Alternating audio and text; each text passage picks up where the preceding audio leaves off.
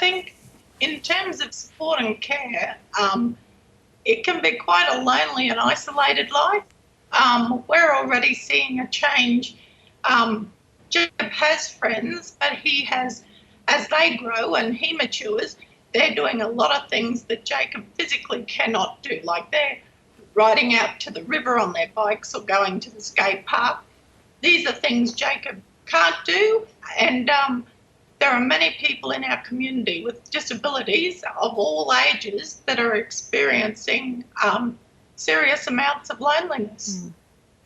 And with no respite care there, Leanne, how do you manage if you're called away and need emergency care for Jacob?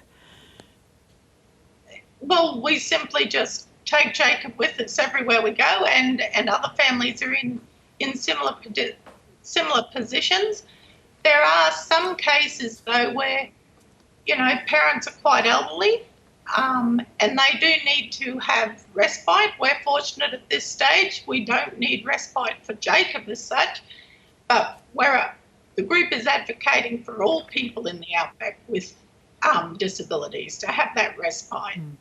So what exactly are you hoping to achieve then through your group, Outback Independent Living? So we have a number of young adults who actually do want to have independent living availability. So we're looking for supported independent SIL housing, but we're also advocating for short-term emergency and long-term respite because currently we haven't had that in the town since 2020. And our service providers are very limited here.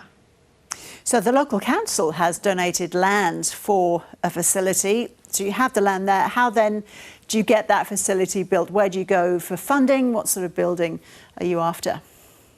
So we're looking for a community village to be housed there, two-bedroom villas, a massive two-bedroom villas, and the council has generously donated that land, but this is a long-term vision, and for some of our people in the region, they need accommodation options now. We are losing people in the community. They're travelling away because there is no availability of housing to suit their needs in town. So our need is now, and the council offer is, as I say, very generous, but it's going to take federal and state funding and will need a number of years to develop.